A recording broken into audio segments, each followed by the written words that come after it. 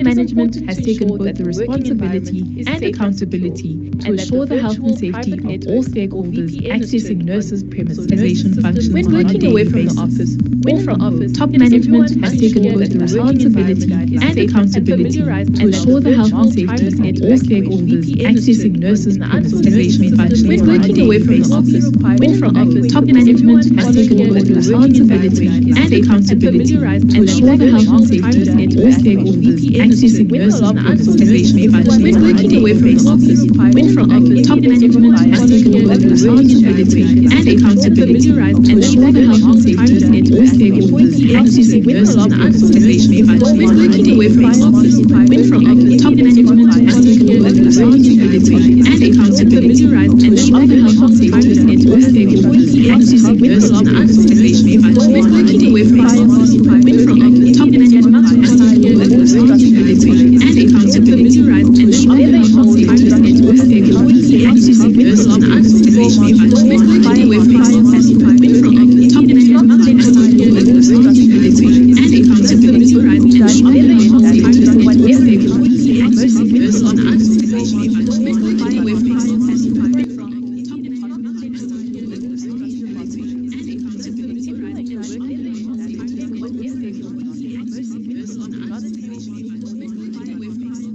If you are not in your working area, do not go back to collect IV.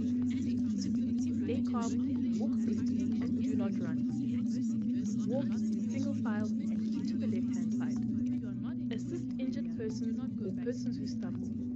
Remember, in a chemical or biological incident, assistance is not advised unless you have protective clothing. Do not shout or make unnecessary noises.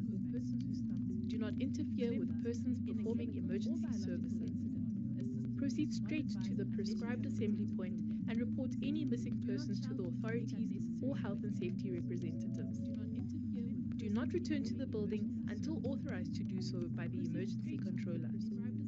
Stay calm and do not panic.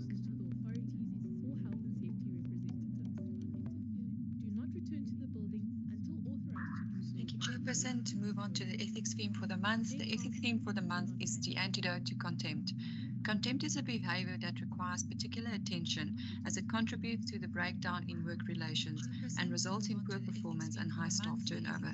Contempt presents itself explicitly and subtly in various forms. These include disrespecting, ridiculing, and talking down to co-workers, sarcasm and rude comments, and personal attacks and gossip. The antidote to contempt and to build sustainable work relationships and a healthy work environment is practicing respectful communication, portraying an attitude of gratitude, addressing the problem as opposed to attacking the person, welcoming criticism and peer reviews, and adopting continuous personal development methods. We should therefore strive to move vigilant and self-aware and apply the practical steps to be the antidote to contempt and create healthier working relationships within NASHA. Thank you, Chair. Thank you very much, Ms. Hutton.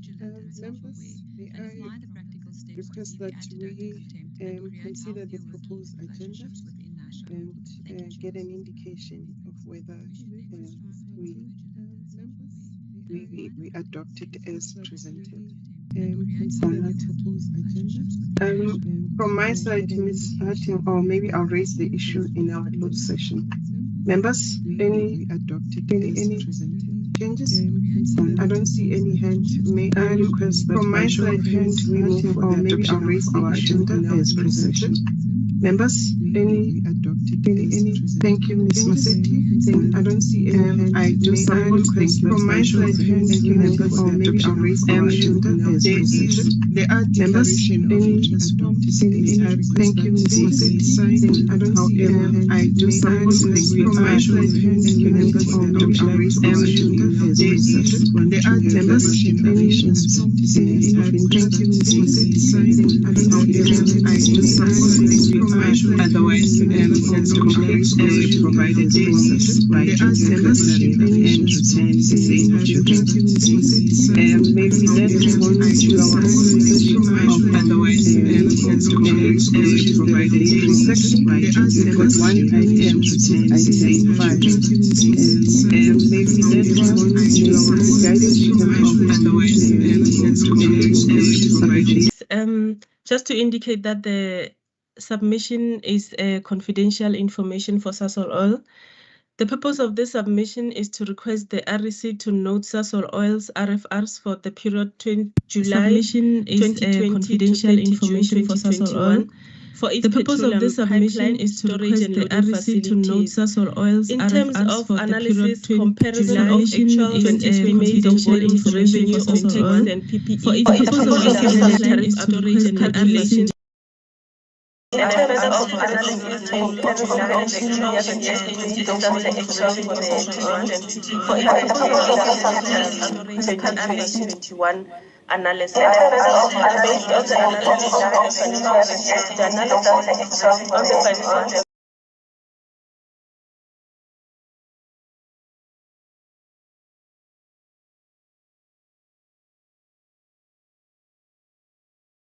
facilities are profitable and financially sustainable. The profitability ratio for storage and loading shows an improvement, while the pipeline shows a decline in profitability facilities are due to profitable the and decrease in financially revenue and increase in sustainable. OPEX. The There's a profitability ratio decrease for in storage and liquidity ratio loading for shows an petroleum pipeline improvement, while the facility. pipeline However, shows a on decline the in storage and loading profitability. facilities, there's an Profitable increase and in financially revenue and it sustainable still meets the OPEX. general The standard. profitability ratio In for terms of storage and efficiency loading for shows an petroleum improvement, pipeline while the facility. pipeline However, shows the a petroleum decline in storage and loading profitability. facility, while Profitable and increase in financially revenue and sustainable still OPEX. meets the general The standard. profitability ratio for In terms of storage and loading efficiency, shows an it is therefore improvement, while recommended the that the pipeline REC shows a note decline in Sasol Oil's storage and loading RFR facilities are facility while profitable and increase in financially on and sustainable still OPEX. the general The standard profitability ratio for storage and loading shows an There is improvement, an while the apology for pipeline the shows a REC decline in type storage of and brackets loading for facilities the are have profitable open and brackets and financially still sustainable the OPEX. general The standard. profitability ratio for storage and loading shows an improvement, while the pipeline shows a decline in storage and loading facilities are profitable and financially sustainable OPEX. The profitability ratio for storage and loading shows an improvement, while the pipeline shows a decline in storage and loading facilities are profitable and financially sustainable OPEX. The profitability ratio for storage and loading shows an improvement, while the pipeline shows a decline in storage and loading facilities are profitable.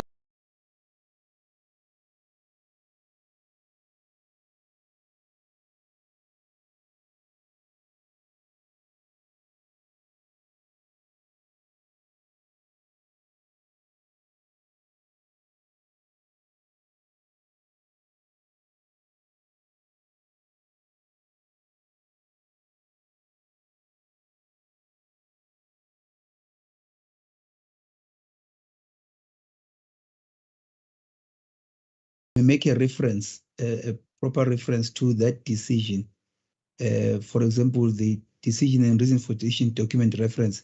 It just on the submission Make a part. reference.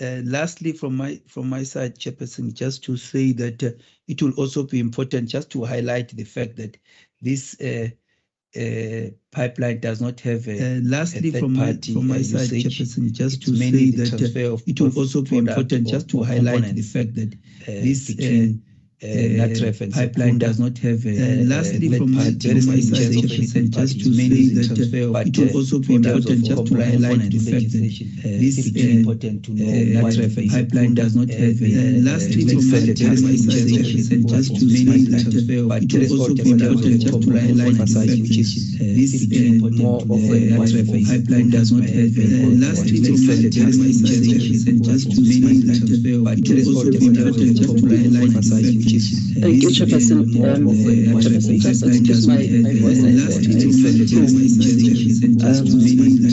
Chair, I do have some comments, and thank you, Chairperson, areas where I would like to get clarification, and where I think we need to enhance. Chair, I do have some comments, and thank you, Chairperson, areas where I would like to get clarification.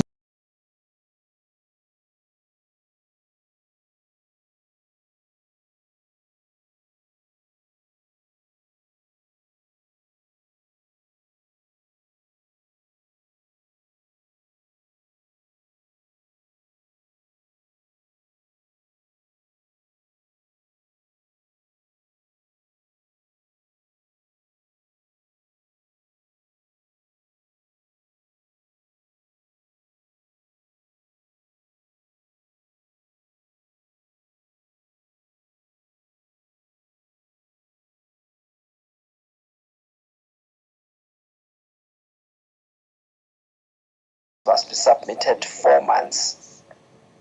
4 months after the close of each financial year. So I'm wondering whether now that reason that was given at the time, 4 months after the close of each financial year. So I'm wondering whether now that reason that was given at the time today.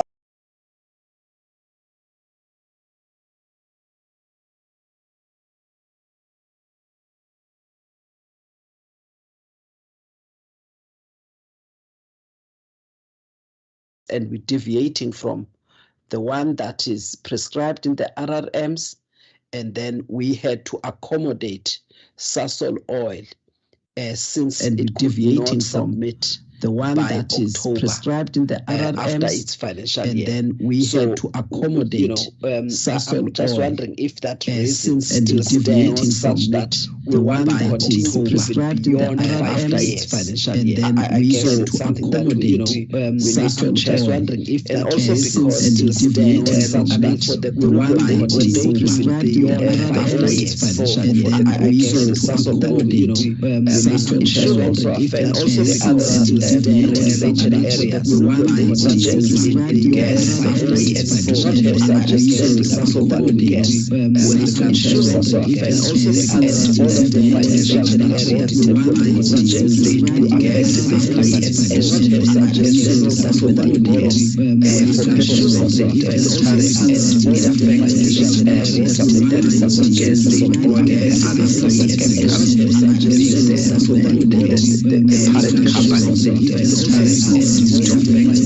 companies.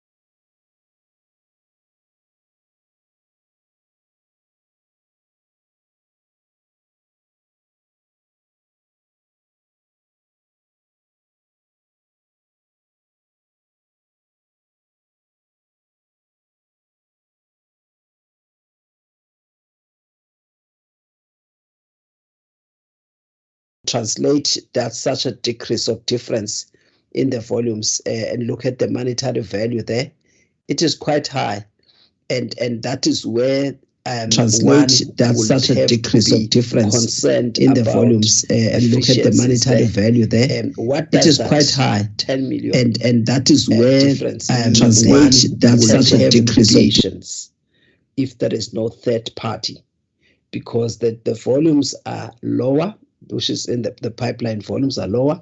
And what does that mean then? That that monetary value, what is the implication of it? If we can just touch on it. And then Chairperson, then on paragraph 26, I was wondering on the issue of the lower revenue. that is not achieved.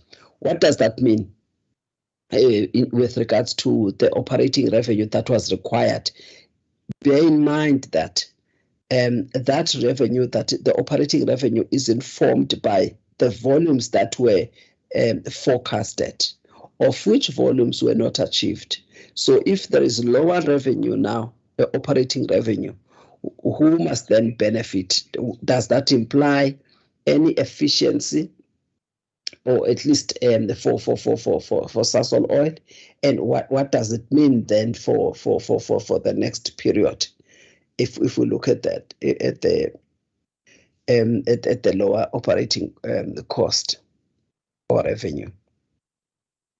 And then, Chairperson, I think there's also maybe the need to clarify the reasons why the assumptions were not achieved or did not materialize on paragraph 32 and 33 when we look into the volumes there on the storage. We're talking about the volumes now for storage, and just look at the assumption that we considered at the time. And if now the assumption did not materialize, we need to give reasons at this stage, because this is the only time that we check why such assumptions could not materialize. And also what I wanted to understand here, remember on the pipeline volumes, we said the volumes decreased. And one of the reasons was the COVID-19 and the other factors that were not specifically mentioned.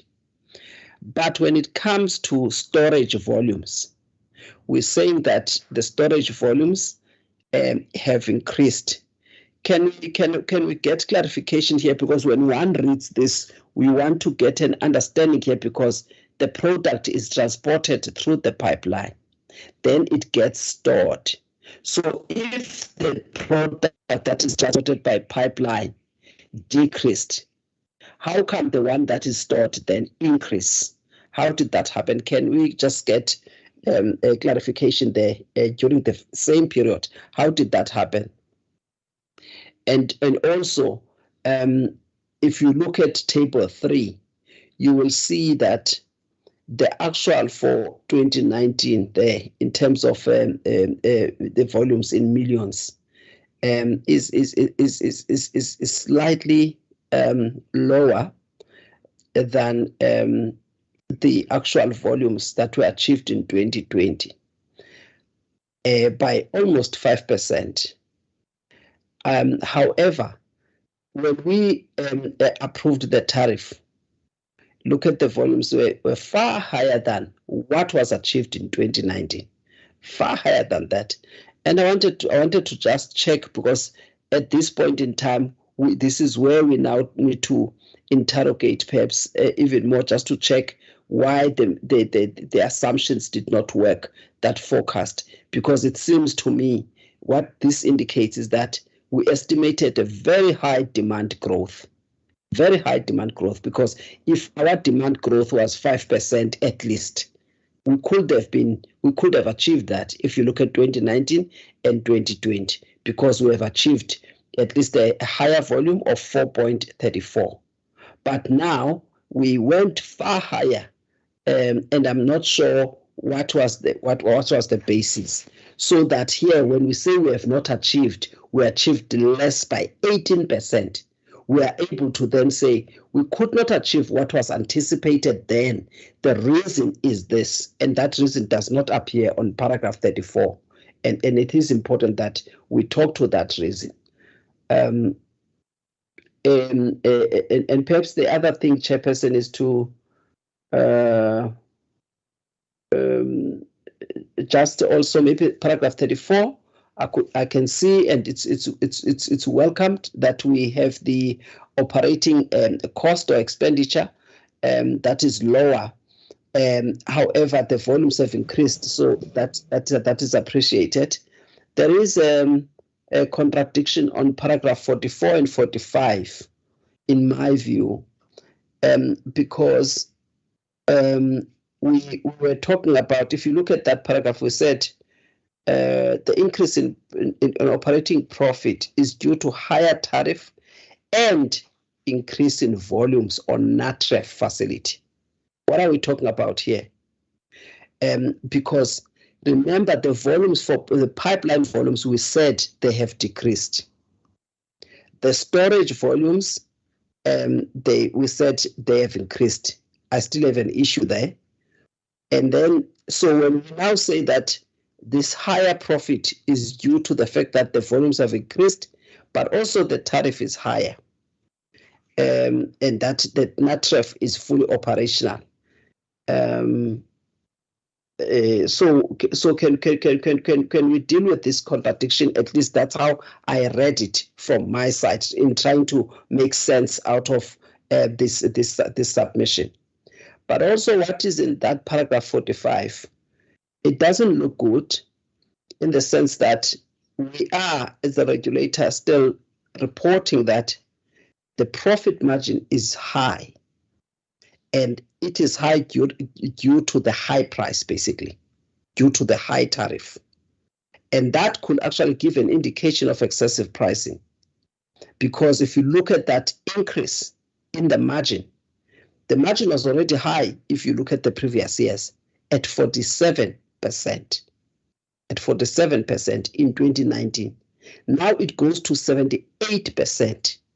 Now, if you have a margin of 78%, that does not look good at all for the regulator to sort of be lenient and be okay with a margin of 78%, especially because that margin is not as a result of efficiencies. You would have said that it is as a result of efficiencies, and what efficiencies are those? That is acceptable. But once the margin is up to 78% and it is due to the high price, the high tariff, that is a cause for concern. And I would like to understand then what is the reasoning there and what are we going to do with that? Thank you, Chairperson. That's all from my side. Thank you, Ms. Masetti. Colleagues, you may respond. And Ms. Mahupela, I just sent a note. I thought we have said the figures were confidential from Sasol side. If we could take precaution and not mention those figures that are confidential in the submission. It would have helped if they were done in the normal way in terms of blocking them in a yellow color. So you may respond, Ms. Mtoa, Ms. Mahupela. Okay, thank you, Chair. I'll try to respond, and the colleagues and maybe Ms. Mtoa will assist. In terms of paragraph 11, it's noted NERSA will engage Sasol Oil in terms of the standing extension that was granted to Sasol Oil, and in the next submission, it will be, I believe it will be resolved. In terms of paragraph 26, Ms. Masetti requested clarity on what does it mean. It means that in the next tariff period, Sasol Oil will get a clawback, which is in favor of them for because they did not achieve the volumes. On paragraph 32 and 33, maybe it might not be clear, but the issue is that it's a combined storage facilities. It's not for one storage facility. So you might find that on the other facility it dropped, but on the other storage facility the volumes have increased. So what I'm indicating is that on analyzing the storage facilities, it's not one storage facilities, but it's different storage facilities. Maybe what we could do in the near future is to separate the figure so that the members are able to see which one, which facility did well and which one saw a decline. And it also applies on the issue raised on paragraph 33 on the storage issue. I think I don't know if I covered all the questions. Yeah, thank you. I think I will try to assist with certain questions because the member said did indicate to say, I think some of issues will have to, out of this meeting, make a proper assessment because there are issues which require investigation.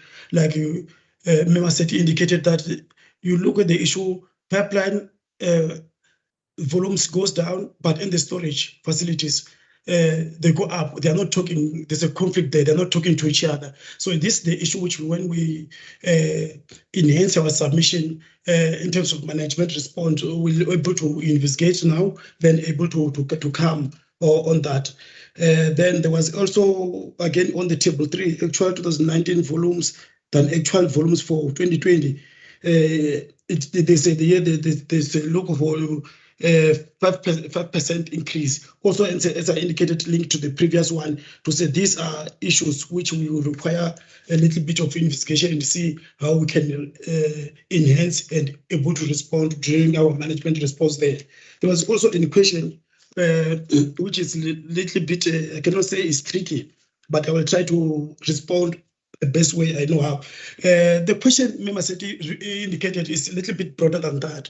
The question on the storage, to say you are looking at, I'm talking about paragraph 44, 45, where you said the member indicated that the margin are very high. I think this issue will require more investigation. Reason being, the storage facility, there are two handlers.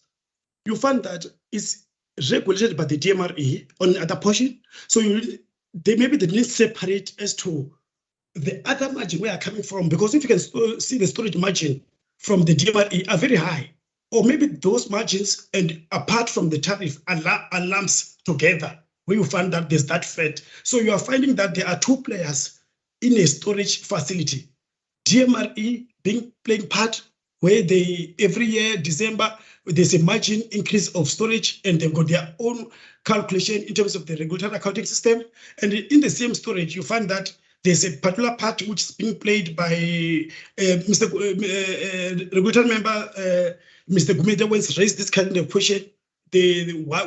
How does the DMRE does the calculation? How do we necessarily do it? So I think, in short, I will propose that if we within the PPR will look into this differentiation and look into where this margin increase, are they coming from NERSA part or are they coming from DMRE, by trying to compare notes with our counterparts with which is DMRE. Thank you, Korik. Thank you, Mr. Sentimula. Ms. Mtwasi, your hand is up. Do you want to come in? Yes, thank you, Chairperson. I think colleagues have addressed some or noted the issue of enhancement, and that I think we've been also given food for thought where we need to maybe look more into our analysis and ensure that we address the issues raised today. But I also wanted to say that we note the issue that we discussed in the previous meeting with regards to the clawback, and I guess maybe in this submission it was already processed when the other meeting had raised the issue of dealing with or mentioning such statements.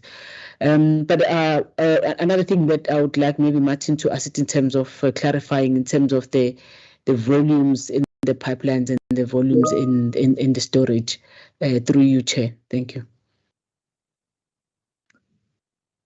Morning, Chair and members. With regards to Ms. Mtwa's comment, yes, the reason for decision in granting this pipeline, it was explained that the pipeline's efficiency or the pipeline's intent is to increase the efficiencies of the Secunda plant and the Natref plant by transferring components from the one to the other. So maybe in how we worded the different volumes here, there's volumes coming from the refinery into the system versus the ones going through the pipeline. But in a way, the purpose of the pipeline was to increase the two refinery efficiencies.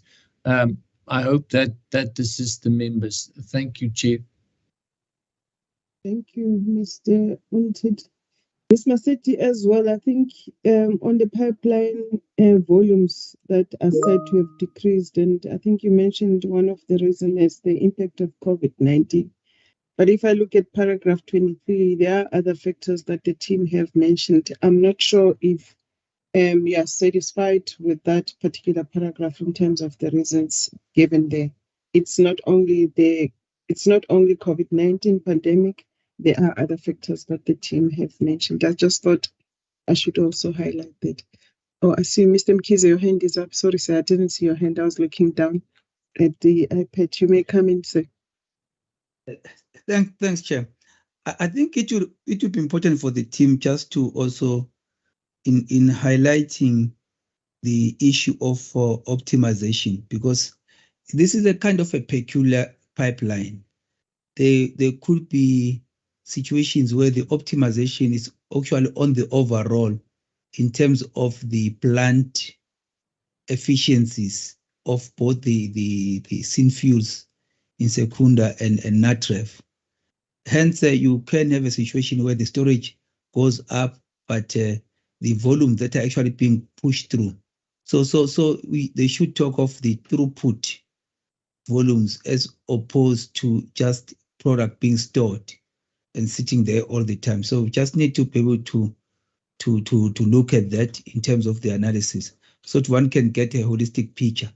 It is indeed, that is why I said it must be highlighted, the nature of this pipeline, so that it is understood that it is indeed a very peculiar pipeline in terms of it dealing also with components for fuel rather than just the fuel alone at all times. Thank you.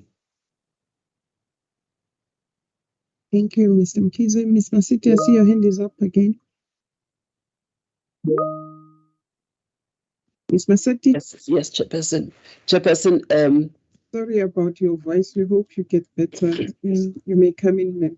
Okay, thanks. Chairperson, there is another, okay, I hear the explanation, but I thought that on some of the responses, the team ought to have just, there are things that they could have just clarified. For instance, that issue of the forecasted volumes. There is no need to do further investigation there. At the time when we approve a tariff, you look at what are the basis for these assumptions. Now, if they were overly optimistic, even though perhaps the economic conditions did not support that, we should, in our analysis now, be able to say, well, they did not achieve what they thought they would achieve. They achieved far less. So the estimate was over 20% there, but they could achieve just below 5%. And it does show that the demand growth that was anticipated was far less. And those are the things that you don't need further investigation on, because now they've come back to you. They were at NERSA before, they did the estimates, but now the outcomes are not talking to the estimates. Then this is the only time we have, especially because this matter or this report has been audited. Then you verify, this is a time for verification. Then you report back why they could not achieve that. That one does not need investigation, because now at least it will, when we now consider the next tariff application, we are able to scrutinize their assumptions even better and improve our due diligence there. But if you don't scrutinize it and explain it the way you should in this kind of a report, then it really robs us as members the opportunity to sufficiently interact with why this company will come up with such high estimates when the economic conditions do not justify that. Chairperson, the other thing that I'm worried about is on the issue of the security cost. You will note that in the tariff that was approved, there was no allowance for security cost. Now, the security costs that are added here are almost 100% of the cost that were allowed. 100%. That can be, if you look at the security cost, it can be that the security costs are almost the same figure as the operating cost. That cannot be. There's something wrong there in terms of in terms of efficiency. So the efficiency test ought to have been applied strictly there, number one.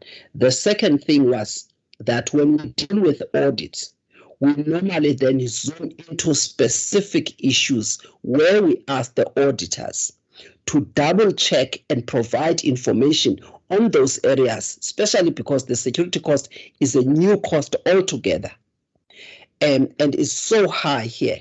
Now we set the precedent when it was never allowed in the tariff ex ante. Now we come later and we sort of accept it and we don't even flag it. It's just that with this kind of with the tariff that we are looking at here now, there will not be issues of clawback. I assume Mr. Mkhize's, given Mr. Mkhize's explanation. Otherwise, this would have been an issue on the clawback side because you add costs that were not there before. And when you look at the variances, clawback is just about the variances. So now you add new cost altogether that the regulator did not consider them, analyze them, and then make a decision. Now, backdoor, these costs are kind of acknowledged here. It would have been an issue if there was going to be a clawback here. Now, apart from that, still on the security cost, I'm asking myself, how could we kind of accept silently this cost when there's also insurance? Because it seems to me this security cost is because of the theft that was experienced in 2019, apparently, if that was the incident, although the cost of it is so high. So if then this issue of cost, is it better covered through insurance? What happened to insurance cost? Why now they introduce security cost? So that is the question that I have on security cost. So it's those two questions. If those can be clarified, Chairperson, so that we know how we move forward on this cost. Thanks. Thank you, Ms. Mosetti. Ms. Mtua and team, can you kindly respond to the questions raised by Ms. Mosetti? Thank you. In terms of the security cost, it was itemized on the previous year, although maybe we'll have to check as to when did it start to be included in the tariff application. But it's just that the increase is higher. But in the previous year, it was included. But then due to issues of the pandemic and pipeline not being secured properly, there was product theft, and Sasol decided to increase the security. Thank you. I think on that point, just cover whether Ms. Mosetti raised the issue that the cost is 100%. Should it be 100%? Didn't hear you responding on that part of this question in terms of security costs. Thanks.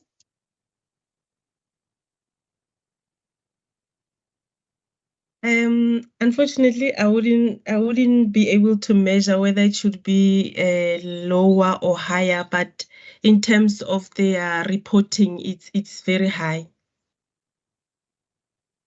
Yeah, maybe just to add on that, we do have a new application on this matter, And I think all the question raised will assist to make further analysis and on this one, so that we try and capture all the questions that have been raised to see that in this application they have adequately explained and all the assumptions have been cleared. So maybe we be allowed that we use the concerns raised to on the current analysis for the current application that is with us at the moment. Thank you, Chair. Thank you. Ms. Masetti, are you covered? I would like us to move now to the recommendation. Okay, thank you. On that note, colleagues, there is a number of points that have been raised for future enhancements of the report, and as well as points raised that when we do the application that's going to come, we also take note of all the concerns and points that have been raised by members. And on that note, I think based on the report or the minutes from the Secretariat, if you have not noted all the points, please make reference to it and ensure that we cover what needs to be covered based on these comments for the next report, and as well as subsequent analysis or applications that needs to be done from your side. Members, may I request that we move on to the recommendations, which are on page 14, the overstamped page 14, and I think it's paragraph 80. By show of hands, members, we are recommended. The recommendation is that we note Sasol Oil's regulatory financial reports for the period 1 July 2020 to 30 June 2021, which has been submitted in compliance with NSA's RRM Volume 1. Members, by show of hand, we are requested to note what has been done in terms of the profitability ratio, the liquidity ratio, the leverage ratios, and as well as the efficiency ratios as provided in this particular submission. Oh, thank you, Mr. Mkhize. Thank you, Ms. Masetti. I also support the noting subject to those points of enhancements made by members. Thank you, members. I think on that note, we've come to the end of our open session of our REC meeting number 324. May I thank members, management, and all those interested and affected parties that have joined us during this session. May I thank everyone, and we will now close our